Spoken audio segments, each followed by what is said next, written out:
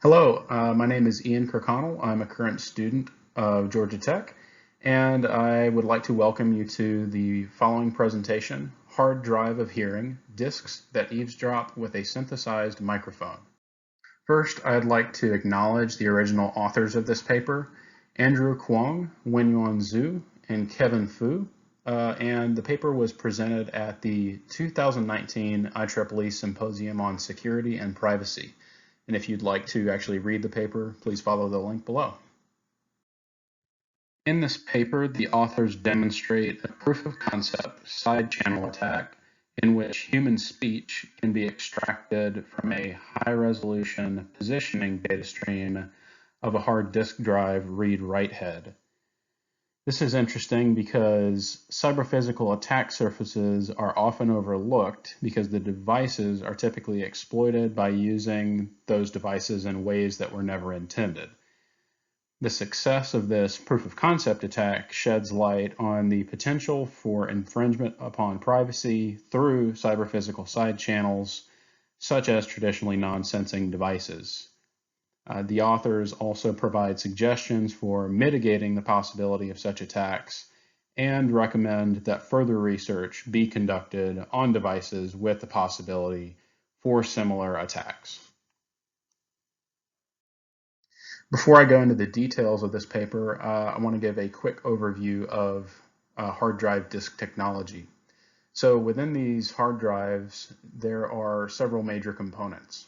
Disks on which are tracks of data, voice coil motors or voice coil actuators, voice coil arms or actuator arms, and on the end of these arms, read-write heads. And these read-write heads are very precisely controlled using something called a position error signal. And the position error signal is generated by what are called servo bursts or servo sectors on the actual disks themselves. These servo sectors span out in the shape of a wagon wheel, and using the frequency at which these servo bursts are detected along with the angular velocity of the platter or the disk, the hard drive controller can very precisely and accurately determine where the read-write head is.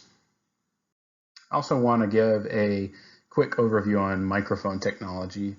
So the way that most microphones work is there is a diaphragm, and connected to the diaphragm is a coil, and then the coil sits in and around one or more magnets. So sound waves will hit this diaphragm and move the diaphragm and the coil back and forth in and around these magnets, which induces a current in the coil. That current is then interpreted as audio data. The read-write head of standard hard drives is so closely monitored that even small acoustic vibrations will affect the position of the head, enabling it to serve as a crude microphone. The authors present the following threat model. The hard disk drive firmware is flashed to include malware. Then using that malware, the hard disk drive is turned into a microphone via exposing the PES signal. Then the gathered audio data is either streamed to an external system or is saved on the hard disk for later retrieval. The handling of raw PES data is within the scope of control systems internal to the hard disk drive, so it's not externally exposed. That's why it is necessary that the attackers have the capability to reflash the actual firmware of the drive to expose that data. The capability to install malware within the HDD firmware during production, transit, or post-delivery has been well documented and demonstrated by various security groups. Some hard disk drive manufacturers even deploy firmware updates via secure connections, and some even digitally sign their firmware updates. However, these manufacturer precautions are lacking and can be exploited. Gathered data could be retrieved via a remote connection or stored on the system area of the hard drive for later recovery. And storing the data in the system area of the hard drive, I think, is the stealthiest option, as it's essentially then rendered hidden to many antivirus softwares and forensic tools. A couple of assumptions made by the authors are that the attacker has the ability to reflash this firmware, no digital signing has been used, and also that the attack is essentially operating system independent. The attacker's goal is simply to reconstruct human speech in proximity to the drive. The authors used a Seagate Barracuda 7200 1 terabyte hard disk drive in their research. And the reason that they used this drive is that they were able to easily locate a pin on the circuit board through which they could monitor the PES signal. And in further slides, I'll go into a little bit more detail about how they actually found this pin and then interpreted that data. So how did the authors actually find the PES signal on the circuit board? They started by calculating the sampling frequency of the PES by multiplying the number of platter rotations per minute, 7,200 RPM, which equates to 120 Hertz, by the number of servo sectors per track, 288. And 120 Hertz times 288 equates to 34,560 Hertz. After they determined that number, they knew they had to probe each pin on the circuit board. And when they came upon a pin that actually had 34.56 kilohertz of an output, in which they only located one of those pins, they confirmed that that was actually the PES signal by using the debugging interface of the hard drive to toggle the PES output on and off. And when they toggled it on and off, they found that when they toggled it on, they could see 34.56 kilohertz, and when they toggled it off, they got no output. Now, the one thing the authors mentioned is they were using the debugging interface only able to acquire 8 bits each time they queried the debugging interface, 8 bits of the PES signal.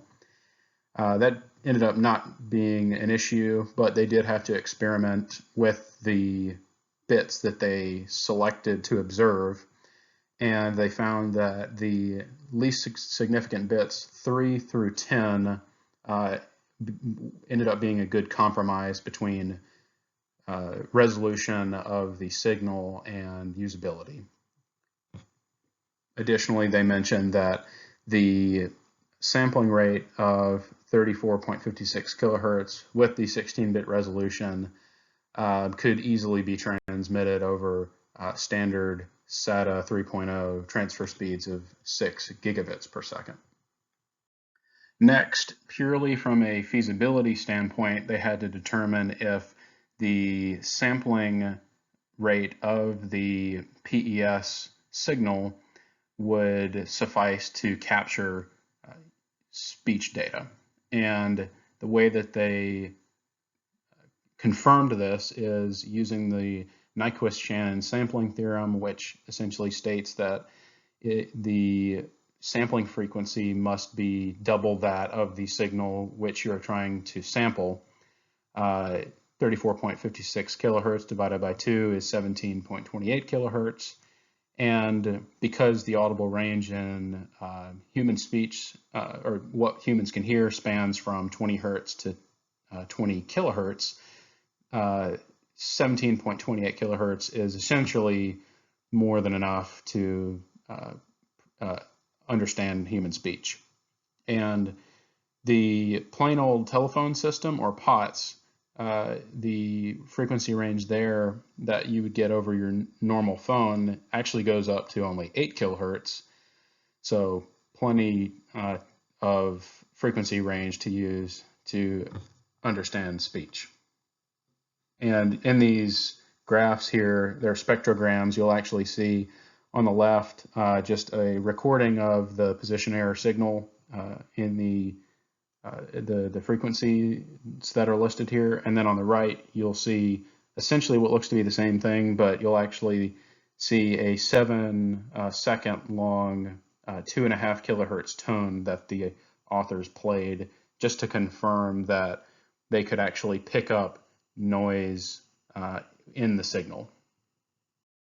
The authors observed the amplitude of this 2.5 kilohertz tone while the hard drive was oriented at different angles, and what they found was that they got the best response and the loudest response when the speaker that they were using was directed at the faces of the hard drive as opposed to the sides of the hard drive. And they hypothesized that this is due to the greater surface area on the top and the bottom of the drive allowed for more of those audio vibrations to actually make it to the PES. In order to extract speech from the PES signal, filtering has to be applied. The PES signal is inherently very noisy, especially around the ranges of 1.8 kilohertz and 8.1 kilohertz due to the makeup of the drive components themselves. So the authors used two techniques. One was linear bandpass filtering. The second was spectral noise gating. And it's unclear in the paper whether they used both of these simultaneously or if they used one, determined it wasn't going to work or didn't work well enough, and then moved to the next one. But they essentially try both of them. And one interesting thing about some of the assumptions they made is that based on some of their references, which were speech textbooks, they assumed that the average frequency range of human speech was between 85 hertz to 180 hertz for males and 156 hertz to 255 hertz for females. This is not entirely accurate, and it may have had an effect on the filtering that they did. I'll go into a little bit more detail on the next slide, but going with that assumption, they first tried linear bandpass filtering, and they only allowed frequencies between 80 hertz to 260 hertz to pass through. That did not produce a audio output with any intelligible speech, and on the next slide you'll understand why that did not result in intelligible speech. But after that, they tested spectral noise gating. And spectral noise gating, or gating more broadly, takes an audio signal and only, in this case, only allows frequencies of an amplitude that are above a certain threshold to pass through. So any sounds or any frequencies such as the well-distributed kind of flat noise across the frequency spectrum of that PES signal, they would have put the threshold slightly above that noise and passed through that audio information that was essentially louder than that noise or had a greater energy than that noise. And that worked better for the authors than just simple linear bandpass filtering, but I'll play an audio clip later that even with the spectral noise gating, it's not a great audio signal. You can detect human speech, but it's sort of debatable whether the intelligibility is there. But those are the two techniques that they used. A quick Google search yields a link to a web page from a microphone manufacturer explaining the technical details of speech intelligibility. And the information that I found on that website matched that of the author's referenced information, but actually expounded upon it. So the authors weren't necessarily wrong in referencing uh, the fundamental frequency ranges of human speech being, anywhere from 0 to 300 hertz.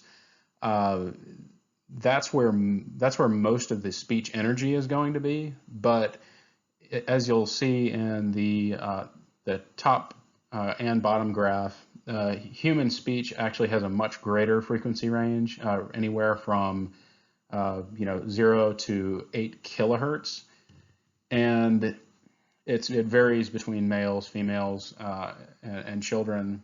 But the important thing to note here is that the fact that that frequencies of human speech have a louder energy or greater amplitude does not necessarily make them more important in regards to intelligibility.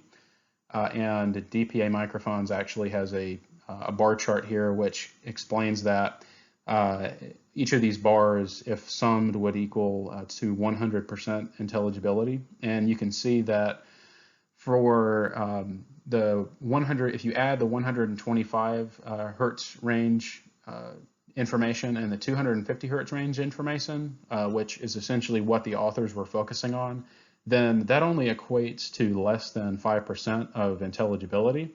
Most of human speech intelligibility is going to occur at in the 2 kilohertz range, anywhere really from 1 kilohertz to 4 kilohertz. And so this is very important, and it might, with this information, different filtering techniques may have been able to be applied that might have resulted in slightly more intelligible audio output. However, the author's research purpose was not to explore and discover cutting-edge speech filtering techniques. It was simply to functionally prove the existence of a side channel privacy vulnerability by turning a hard disk drive into a crude but usable microphone.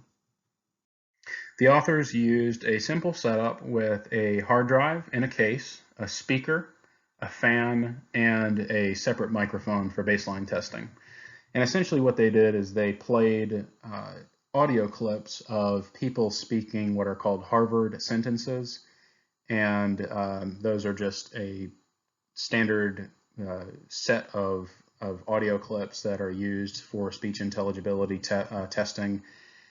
And they had the hard drive sitting still with the PES signal being monitored. They had a fan that they turned on for different tests. And then they also had a large file that they would write. So they could test their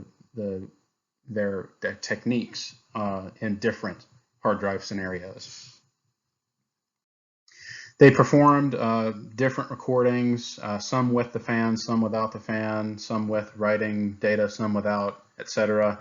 And basically what they found is that the hard drive can in fact be used as a crude microphone.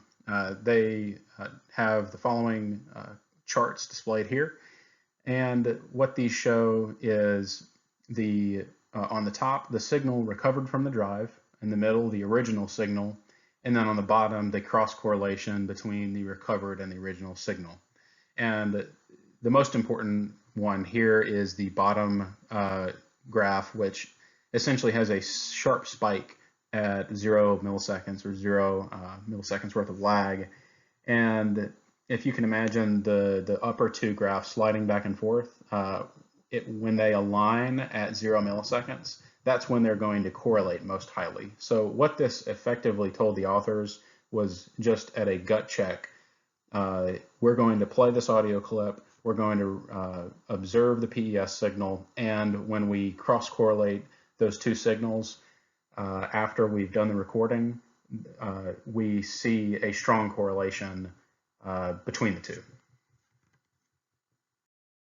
Another set of graphs shows the serious amount of noise that is present in the PES signal. And you can even specifically see around 1.8 kilohertz and 8.1 kilohertz. There are large spikes there.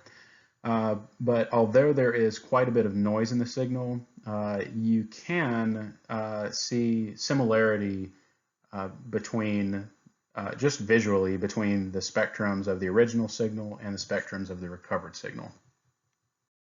The authors quantitatively characterized the effectiveness of their side channel attack using two different methods, both of which you can read about using the included links. One is a signal to noise ratio, which essentially takes peak speech power and divides it by mean noise power, where the power is computed as the variance of a given signal. And they also used a kind of an objective 1 to 5 scale rating of speech intelligibility called PESC-MOS. And the results were that both the female and male recordings degraded when recorded through the hard drive as opposed to a real microphone, which is to be expected. And while the signal to noise ratio measurements exhibited a large drop, the actual intelligibility of the speech determined by PESC dropped to a lesser extent. They say that this is significant due to the fact that the potential for the side channel is more closely aligned with the intelligibility of the recovered audio and not necessarily the presence of objectionable noise. And the fan and the data writing on the hard drive didn't really have an effect on the speech intelligibility. They even played an Iron Maiden song, The Trooper, over a speaker and tried to recognize the song using the smartphone app Shazam. They were able to correctly identify the song, even though the audio sounded like unintelligible noise to the listener's ear.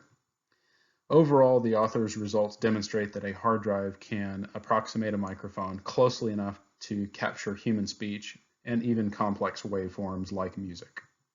Kind of a personal take on the data here. I find it interesting that the authors didn't record a higher PESC score when recording with a standard microphone. I would have imagined that those scores being closer to an excellent rating of 5. And after listening to the audio recordings from the PES signal, I can really only understand some of the words being spoken. However, I can tell that it is human speech behind the noise.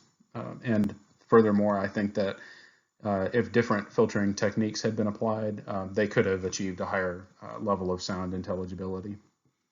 And I'll actually play that audio clip on the next slide for you.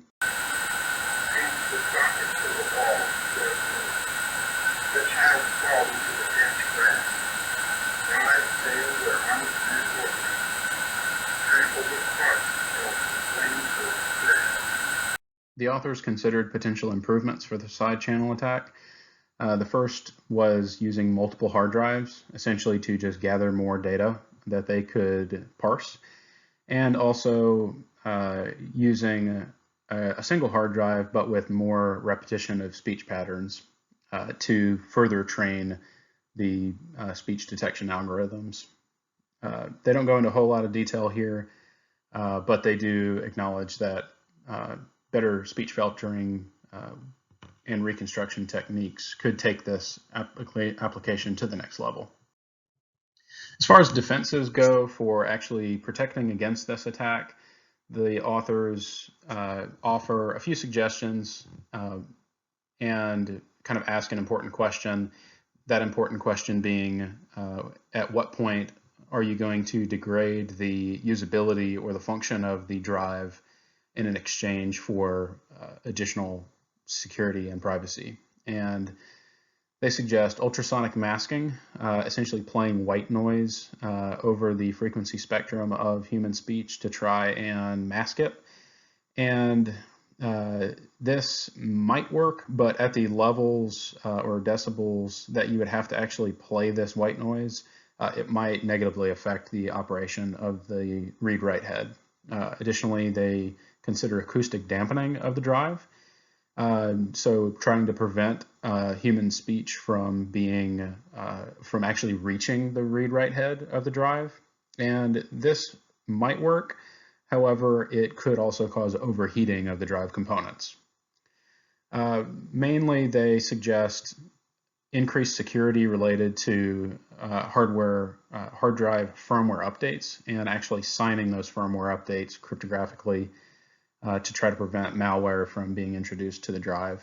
Also, they suggest simply switching from hard disk drives to solid state drives. The author's paper is fairly well cited, and they have an entire section in their paper devoted to related work. And I highly encourage you to take a look at some of the most frequently cited papers. The authors conclude with essentially a call to action for various groups. They say hard drive manufacturers have to functionally implement greater security in distributing their devices and firmware, and the individuals whose actions require secure and private data usage of a computer may need to consider switching from hard disk to solid state drives.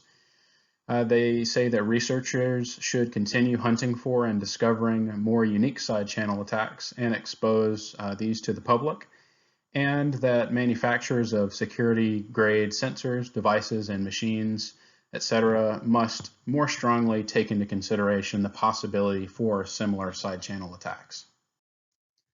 Thank you so much for joining me for this presentation. If you have any questions at all, please feel free to reach out via email.